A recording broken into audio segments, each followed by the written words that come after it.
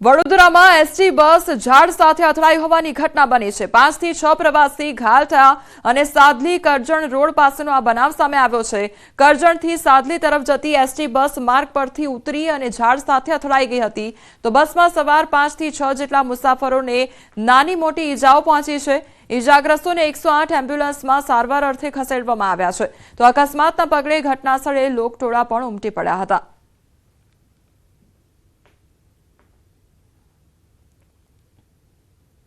સુરતના સિંગણપોરમાં ડ્રોન ઉડાવનારની ધરપકડ કરવામાં આવી છે। લા સેરેમની રેસ્ટોરન્ટની પબ્લિસિટી માટે ડ્રોન ઉડાવાતા પોલીસ દોડતી થઈ હતી અને તંત્રનો પ્રતિબંધ હોવા છતાં પણ સિંગણપોરમાં રેસ્ટોરન્ટના ધાબા પર ડ્રોન ઉડાવવામાં આવ્યું હતું। જાહેરનામા ભંગ અન્વયે ફોટોગ્રાફર અને રેસ્ટોરન્ટ માલિકની ધરપકડ કરવામાં આવી છે। તો ગૌરવ નરેન્દ્ર રાઠોડ ડ્રોન ઉડાવી રહ્યો હતો। રેસ્ટોરન્ટનો માલિક અકબર અલી રેસ્ટોરન્ટની પબ્લિસિટી માટે ડ્રોન દ્વારા વિડીયો શૂટિંગ કરાવતો હતો અને તેની ધરપકડ કરવામાં આવી છે।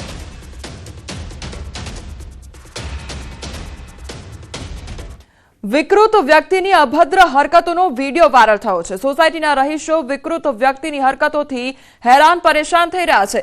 સુરેન્દ્રનગરના ચોટીલામાં અભદ્ર ચેનચાળા કરતા શખ્સનો વિડીયો વાયરલ થયો છે। મકાનની બાલ્કનીમાં નિર્વસ્ત્ર થઈને ચેનચાળા કરતો યુવક સ્થાનિકોએ કેમેરો મૂકીને યુવકની હરકતો કેદ કરી છે। મહિલાઓની છેડતી કરાતી હોવાનો રહીશોનો આક્ષેપ છે। તો ચોટીલા ટાઉનશીપ વિસ્તારનો આ બનાવ અને રહીશોએ પોલીસ મથકે અરજી કરી કાર્યવાહી કરવા માટે માંગ કરી છે।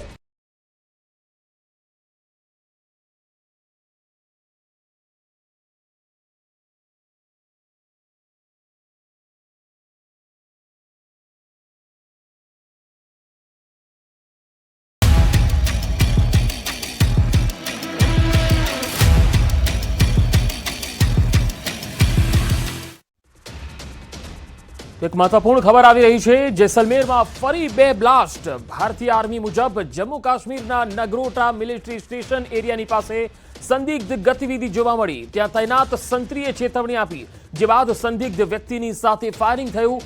આ દરમિયાન સંત્રીને સામાન્ય ઈજા પહોંચી। ઘૂસણખોરીની તલાશમાં સર્ચ ઓપરેશન ચાલી રહ્યું છે। આ તરફ કટરાના પેન્થલમાં ફરી બ્લાસ્ટના અવાજો સંભળાયા। બ્લાસ્ટના અવાજો વધુ તીવ્ર હતા, જ્યારે રાજૌરીમાં બ્લેકઆઉટ સમાપ્ત કરી દેવાયું છે।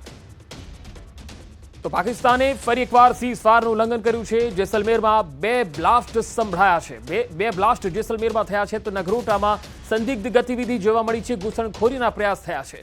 જમ્મુ કાશ્મીરના નગરોટા મિલિટરી સ્ટેશન એરિયાની પાસે શંકાસ્પદ ગતિવિધિ જોવા મળી છે અને ત્યાં હાજર સંત્રીએ ચેતવણી આપી, જે બાદ સંદિગ્ધ જે વ્યક્તિ હતો તે ત્યાં ફાયરિંગ કર્યું હતું। આ દરમિયાન સંત્રીને સામાન્ય ઈજા પહોંચી। ઘૂસણખોરીની તલાશમાં સર્ચ ઓપરેશન ચાલી રહ્યું છે। તો બીજી તરફ કટરાના પેન્થલમાં ફરી બ્લાસ્ટના અવાજો સંભળાયા છે। બ્લાસ્ટના અવાજો વધુ તીવ્ર હતા, જ્યારે રાજૌરીમાં બ્લેકઆઉટ સમાપ્ત કરાયું છે। તો થોડા સમય પહેલાના દ્રશ્યો આપણે બતાવી રહ્યા છીએ। સીઝફાયર તોડવા માટે પાકિસ્તાન જવાબદાર છે। વિદેશ મંત્રાલયે થોડીવાર પહેલા જ પ્રેસમાં કહી દીધું છે અને પાકિસ્તાન લગાતાર સીઝફાયરનું ઉલ્લંઘન કરી રહ્યું છે। ભારતીય સેના સરહદ પર જડબાતોડ જવાબ આપી રહી છે અને જે અપડેટ આવી રહ્યા છે તે પ્રમાણે હાલ તમારી ટીવી સ્ક્રીન પર જોવા મળતો આ યુવાન હાલ જેલની હવા ખાઈ રહ્યો છે। આ કોઈ રીઢો ગુનેગાર નથી, પરંતુ સુરતની એક આઈટી કંપનીમાં સારો પગાર ધરાવતો યુવાન છે, જે ક્રિકેટના સટ્ટામાં કરોડપતિ ન બની શકતા ચોરીના રવાડે ચડ્યો। પોલીસે બાતમીના આધારે એક બાઇક ચોરને ચોરેલી બાઇક સાથે ઝડપી પાડ્યો હતો।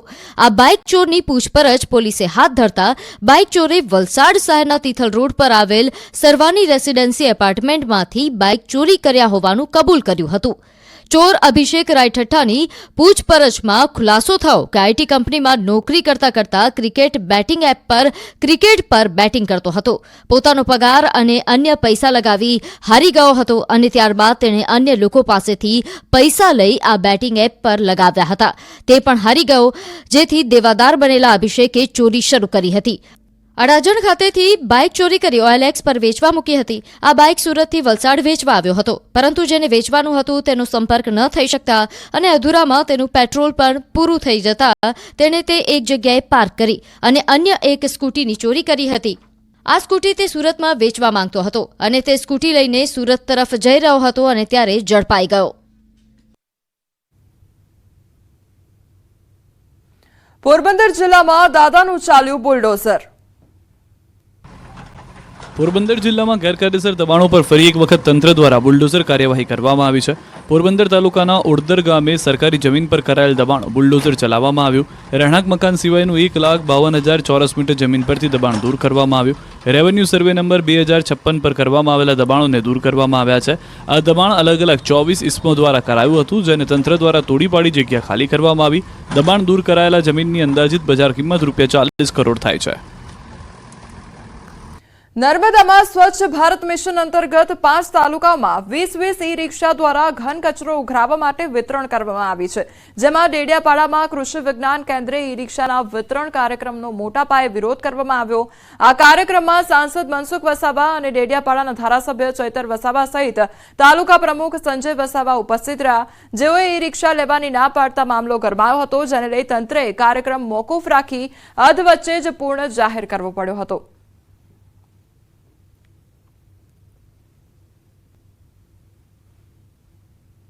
સ્વચ્છતા અભિયાન સાથે જોડાયેલ ઈ-રિક્ષાનો પણ કાર્ય આ ઈ-રિક્ષા છે એ ક્યારેય સક્સેસ નથી જવાની.